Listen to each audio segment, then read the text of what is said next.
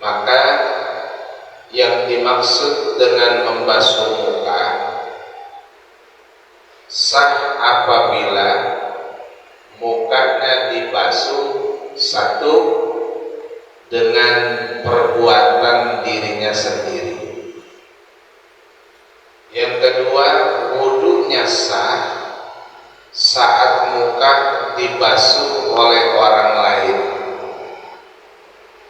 Nah, bagaimana kalau muka atau yang pembahasan kita anggota yang terbasuh dengan perbuatan kita sendiri seperti dihujankan? Kalau dihujankan itu belum tentu air hujan. Contoh pakai selang. Ada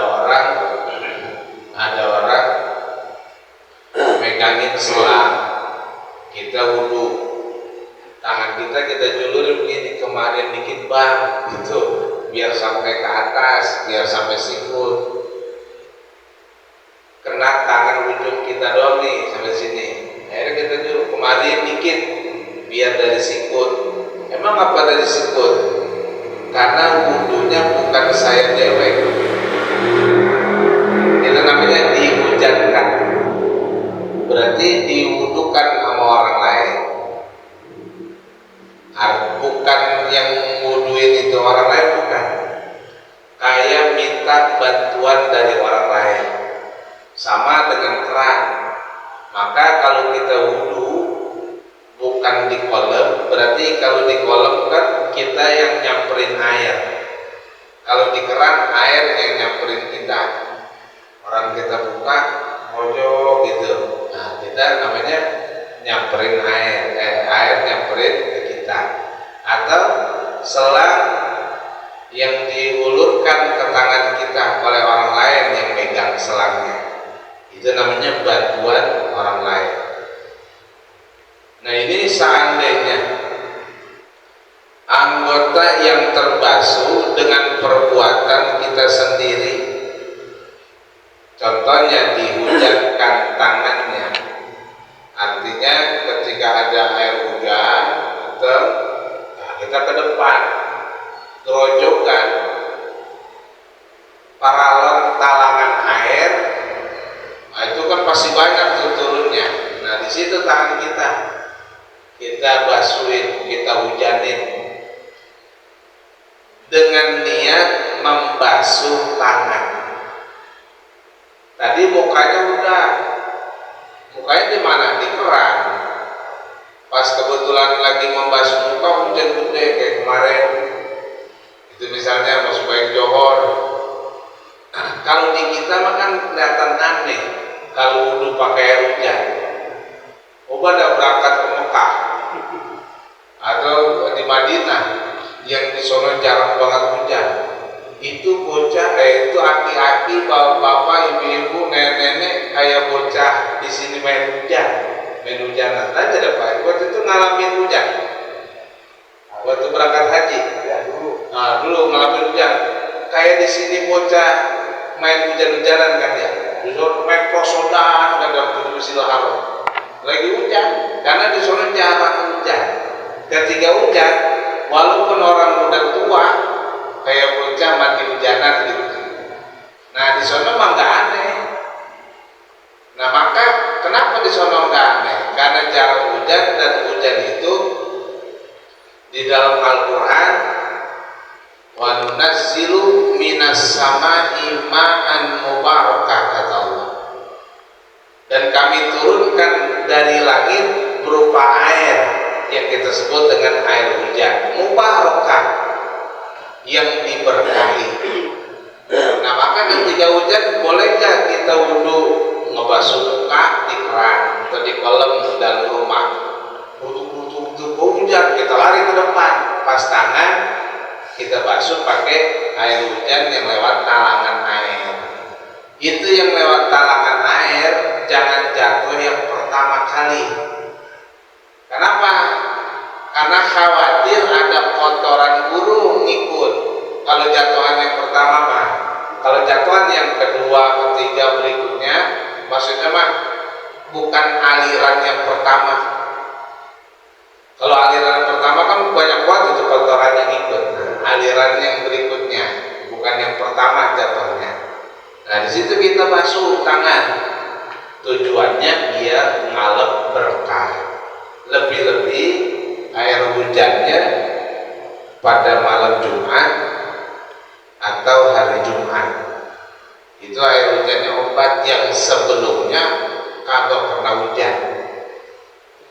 Musim kemarau nih panas, ada udah 3 bulan, tiba-tiba hujan malam Jumat, itu air hujannya jadi obat.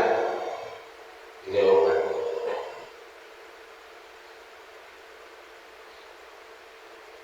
Itu namanya dihujankan.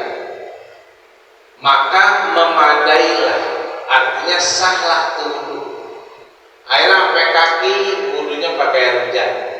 Cuma tadi dong tuh kumur-kumur air yang di keran, masukin air ke hidung pakai air yang di keran, pas muka pakai air yang di keran, pas lempengan membasuh tangan turun hujan.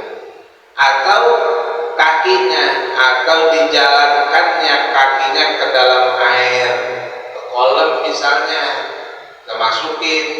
Mau paling kalau itu kolamnya kolam umum, diomelin sama orang. Itu jangan kakinya dimasukin mas, gitu. Itu kan ada gayung, ambil aja gayung, guyurin tuh di kaki.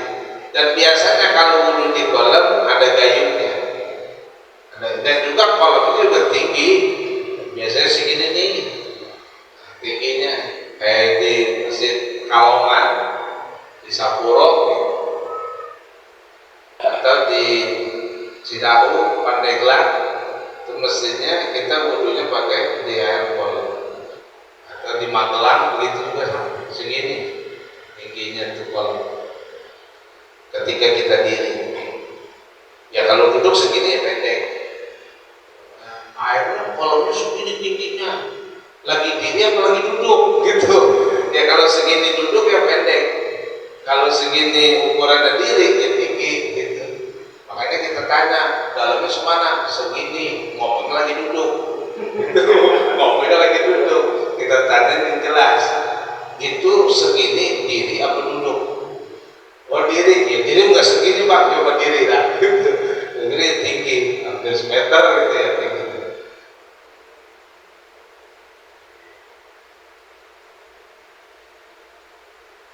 Nah ketika dijalankan kakinya masuk ke dalam air kolam dengan kosot, dengan tujuan membasuh dia, maka tiada disyaratkan baginya, kagak disyaratkan niat, karena niatnya udah tadi. Ini kan ceritanya udah membasuh muka, pas lempengan tangan dihujanin tangannya, terus kepala dihujanin. Ya kalau kepala dihujanin dia basah kuyup semua. Hanya sekedar diambil gitu, ambil air hujan. Atau kakinya dicemplungin, lempengan kaki, tidak disyaratkan harus niat lagi enggak.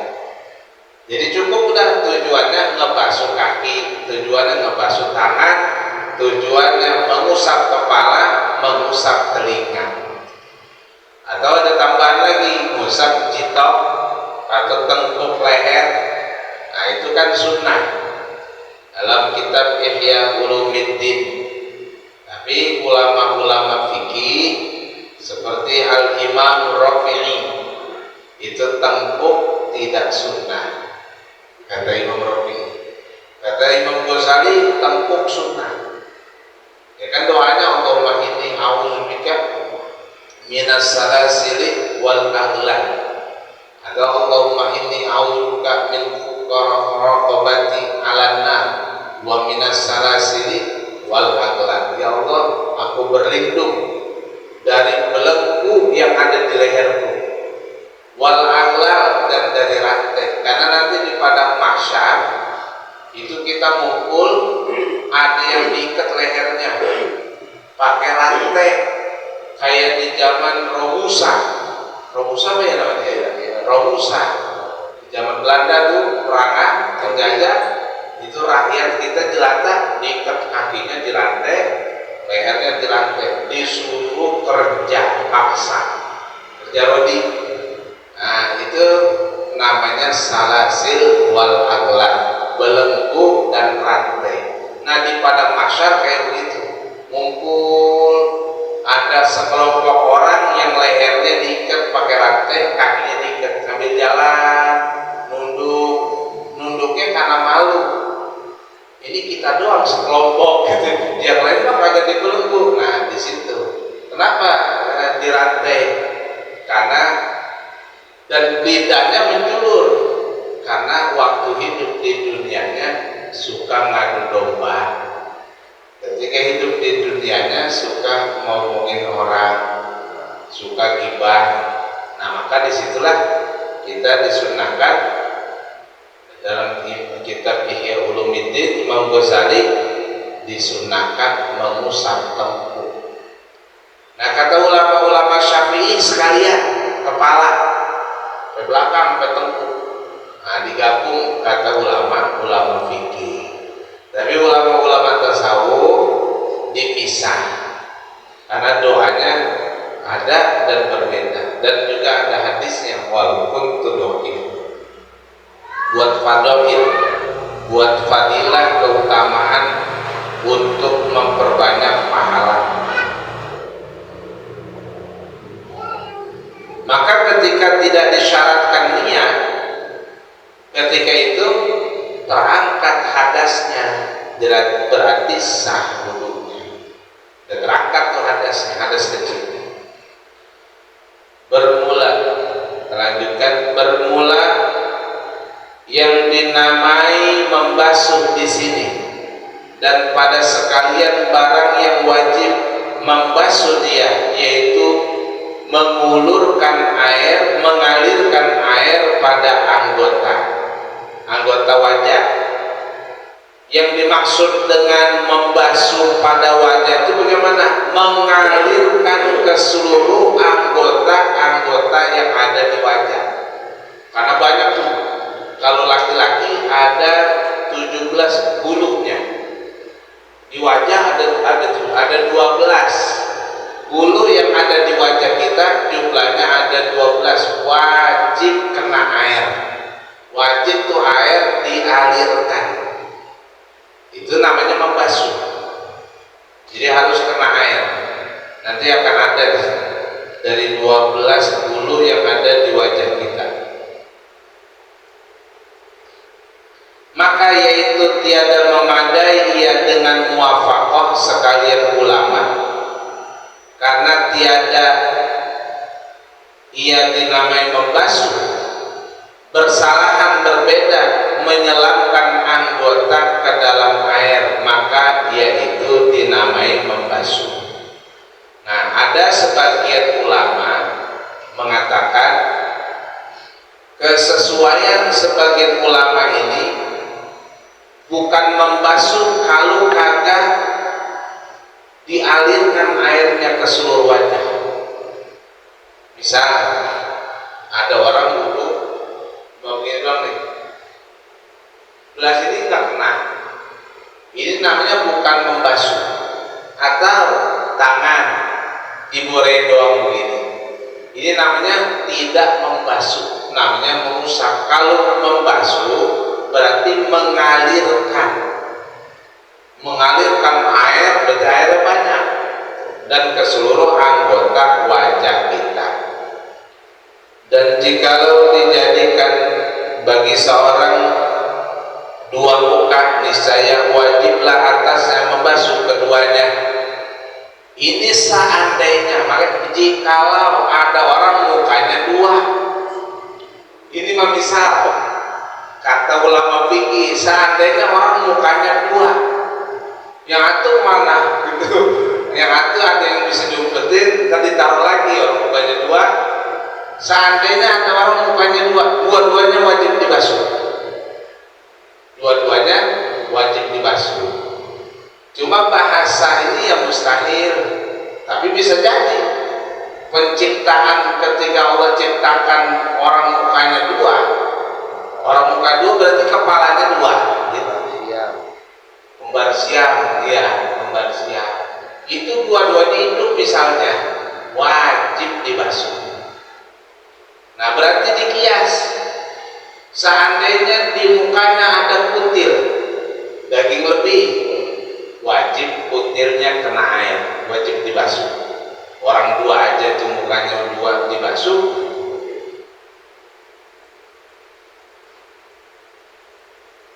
kecuali mukanya dibuang.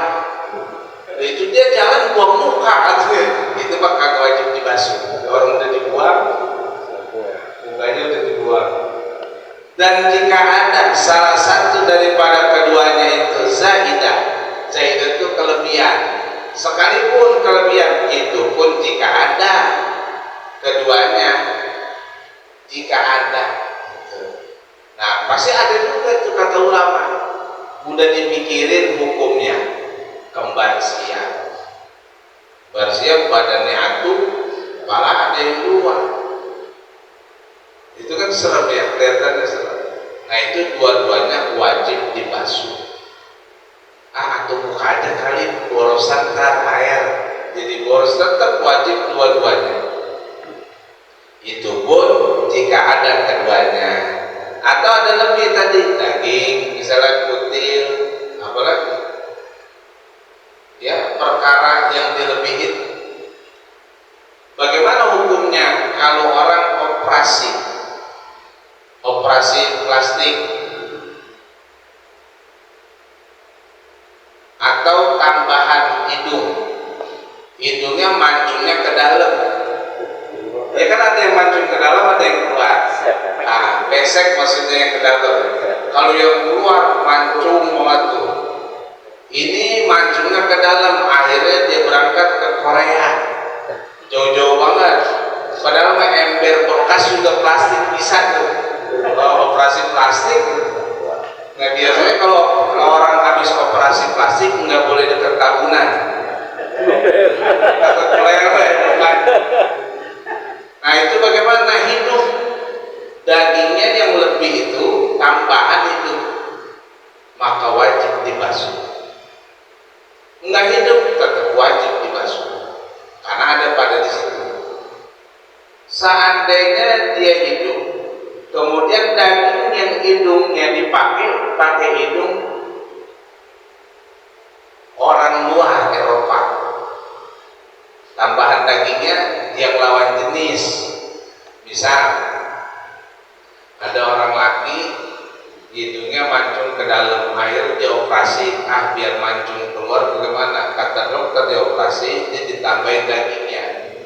Kalau yang nambahin tuh dagingnya berasal dari jasad tubuh perempuan, dan kalau saatnya ditampel tuh hidung dengan daging yang dari jasad perempuan hidup, maka hukum dia nyentuh dengan tangannya, nyentuh padahal hidungnya sendiri gitu, hukumnya hidung tambahan, maka wudhunya batal karena itu. Maka disitulah kagak boleh operasi plastik. Jadi operasi apa yang boleh? Ya kagak boleh, nambah-nambahin, ngurang-ngurangin juga nggak boleh. Jadi emang hukum operasi itu, operasi tambahan maksudnya, kecantikan, nah itu hukumnya kagak boleh. Masuk sulam alis, sulam bibir, apalagi dia macam-macam, nyambung bulu mata gini nih biar agak begitu gimana, nggak paham saya namanya itu. Dia biar runcing tuh hidungnya, biar runcing, dagunya biar kayak lebah tawon bergantung gitu. Itu tawon apa gantung mawar gitu, masih sampai runcing banget tuh, kan ada dioperasi. Dokter yang operasi maka ada dioperasi. Dokter ngoperasi deh biar cakep, cantik, biar cakep begini bu, gini mukanya. Dia sendiri mah kagak mau operasi gitu, karena dia tahu efeknya, efek tahun jangka panjang gitu. Nah itu hukumnya orang boleh. Nah seandainya tadi dia wudhu, berarti orang sah.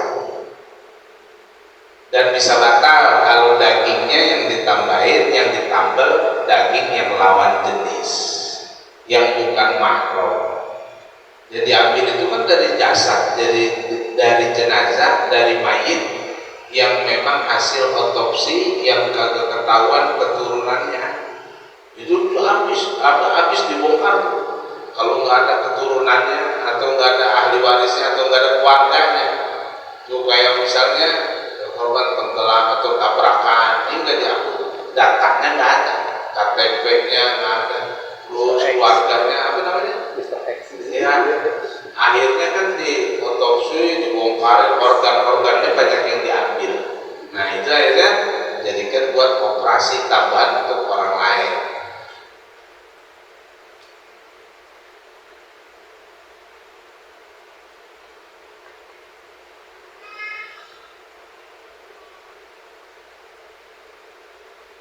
Nah sekalipun ada tambahan begitu, itu hukum wudhunya jadi tidak sah.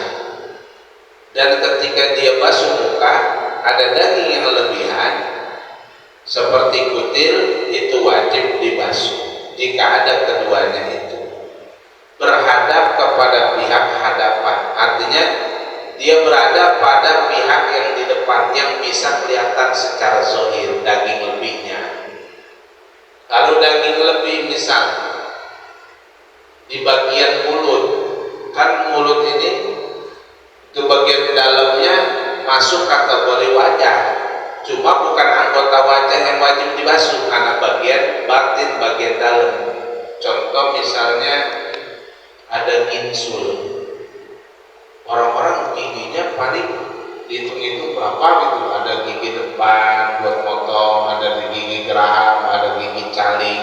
Ini gigi calingnya bukannya 2, 4 yang kita sebutnya ginsul ya namanya, gigi ginsul. Nah itu lebih, kan kumur-kumur itu mah hukumnya sunnah, maka tidak wajib. Itu namanya di bagian nih, yaitu berhadap kepada pihak hadapan, itu bahasa Melayu itu artinya yang bisa kelihatan dari bagian depan zahir, itu yang wajib. Kutil kelihatan, kutil di pipi wajib. Ini apa kalau kita di sini tai lalat, nah tai lalat itu juga wajib dibasuh. Kenapa? Karena berhadap di pihak hadapan. Tuh, ngomongnya gimana tuh? Kalau ngertiin berhadap di pihak hadapan, artinya dia ngadep kelihatan. Berarti zahir yang ada di wajah. Adapun jika ada yang salah satu daripada keduanya itu berhadap ke belakang, maka tiada wajib. Artinya adanya tuh daging lebih di bagian dalam wajah. Nah bagian dalam wajah tuh bagaimana? Misal tadi tuh gigi ginsul atau gusinya ada jendolan, ada daging yang lebih, dia mah nggak kelihatan dari depan, kelihatannya dari dalam. Ketika mulut dibuka, depan ada daging lebih, ini wajib dibasuh? Enggak wajib, tuh keterangannya tiada wajib atasnya, melainkan membasuh mukanya saja yang berhadap, artinya kelihatan kepada pihak hadapan, yang kelihatan bagian depan dan terlihat zahirnya jua. Bersalahan berbeda jika dijadikan bagi seorang 2 kepala, maka tiada wajib menyapu keduanya, hanya memadai menyapu salah satu. Nah tadi ada orang kembar siam, badannya 1, kepalanya 2, lempengan wajah wajib dua-duanya. Ngapa lempengan kepala enggak? Cukup 1, karena kepala mah hanya sebagian. Dalilnya faghsilu wujuhakum wa aydiyakum ilal marafiq wamsahu, usaplah biruusikum, sebagian kepala Ini ada orang kepalanya dua, cukup satu saja dibasuh, udah sah. Dua-duanya lebih bagus karena sunnahnya semua kepala, di kepala kita seluruhnya itu sunnah disapu, diusap dengan air ketika wudhu. Namun wajibnya sebagian. Kalau sebagian boleh cuma setelunjuk, setetes gitu, kita tetesin begini. Apalagi yang habis pakai minyak rambut, tanco, zaman dulu kurang aring, yang dilantak, dipakai di sini cukup sekali dan cukup satu jari. Sebagian mau belah sini, mau belah sini, mau belah belakang juga boleh sah. Ini namanya sebagian kepala. Sunnahnya seluruhnya. Kepalanya ada dua, sunnahnya dua-duanya. Tapi wajibnya hanya salah satu dari dua kepala. Kalau seandainya ada orang diciptakan oleh Allah kepalanya ada dua, memadailah menyapu salah satu daripada keduanya. Inilah hasil yang tersebut di dalam kitab Nihayatul Muhtaj karya Al-Imam Zakaria Al-Ansari. Adapun had muka, had itu batasan. Adapun batasan muka yang wajib membasuh dia, yang wajib kita basuh batasan muka, maka yaitu pada bujurnya. Bujur itu panjangnya. Kalau panjangnya muka bagaimana? Barang yang antara tempat tumbuhnya rambut kepala pada golib. Golib itu kebanyakan orang. Tumbuhnya rambut kepala disebut dengan ubun-ubun. Dari mulai di situ tumbuhnya rambut. Ini orang dari bayi jadi profesor palanya. Botak kagak tumbuh rambut sampai dia gede. Ukur kira-kira kebiasaan orang lempengan mana tumbuhnya rambut. Nah dari situ tuh batasan muka. Sampai mana batasan muka? Yaitu antara tumbuhnya rambut kepala pada golib, kebiasaan orang dan kebanyakan orang, dan antara di bawah kesudahan ujung, maksudnya dagunya, dan kesudahan dua rahang, dan pada lintangnya, lebarnya tuh muka barang antara dua telinga. Jadi panjangnya muka dari tumbuhnya rambut sini, nggak ada rambutnya, ya kira-kira orang tumbuh rambut di lingkungan mana? Sini, bukan sini, yang disebut ubun-ubun. Terus kemari namanya panjang sampai kesudahan dagu, ujungnya dagu ini, dagu ujungnya kemari. Nah ini, dan dua rahang mesti kena, ini kan rahang kita ketika kita dibentakin begini. Nah ini namanya rahang. Nah berarti ini wajib dibasuh bagian sini. Lebarnya atau bahasa di sini dan pada lintangnya. Lintang itu lebar, bujur itu panjang, yaitu antara dua telinga. Ini yang satu dengan telinga satunya. Ini namanya lebar.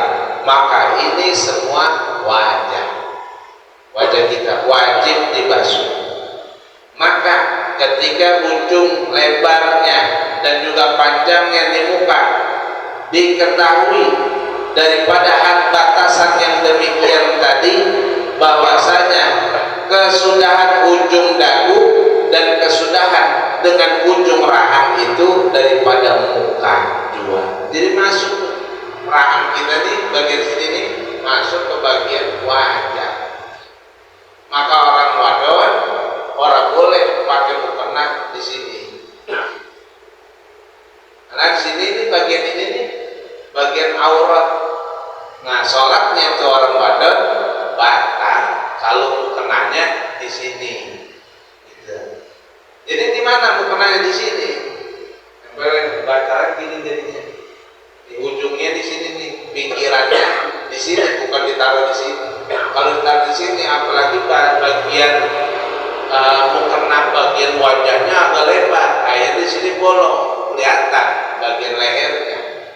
Nah itu aurat.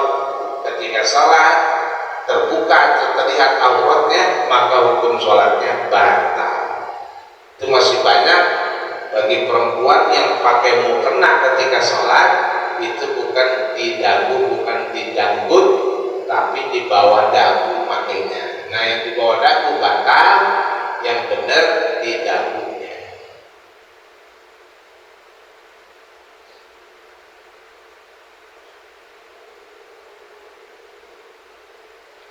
Dan demikian lagi dua pelipisnya dan tempat gomang, yakni tempat rambut yang tumbuh pada dahi. Nah, bulu yang ada yaitu dari pelipis, pelipis namanya bulu dahi. Nah ini wajib dibasuh walaupun halus tuh bulu yang ada di pelipis kita itu wajib. Dan bulu yang disebut dengan gomam ini tempat rambut yang tumbuh pada dahi, nah itu pada jidat, yaitu daripada muka, karena tumbuh rambut pada dahi itu menyalahi yang golib pada adat. Orang kebanyakan dahinya mah kagak berbulu, tapi kadang kala ada dahinya sampai lebat, seperti abuya syar'i atau disebut juga dengan abad syar'i. Nah itu dia maaf kayak hanoman, nah, berbulu dia, sampai jenggotnya juga panjang, bukan hanya bagian mukanya, tangannya pun juga berbulu. Dan ada keturunannya yang begitu, cicitnya.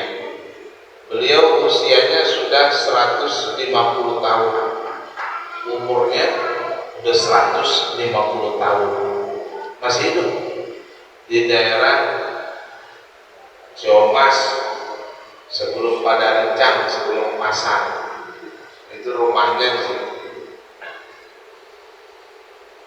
Nah kayak begitu namanya menyalahi kebiasaan orang. Artinya bukan kebiasaan, menyalahi adat golib.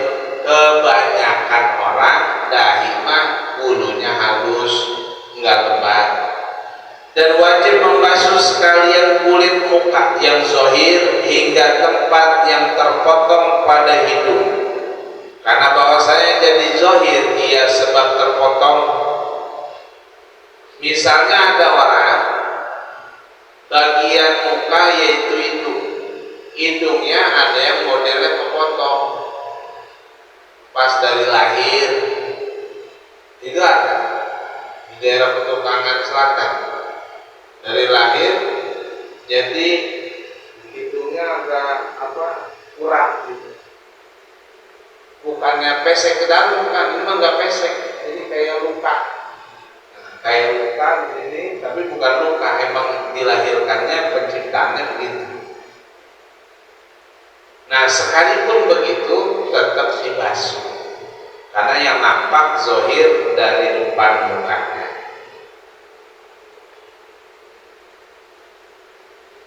Bersalahan artinya berbeda, batin hidung, bagian dalam hidung.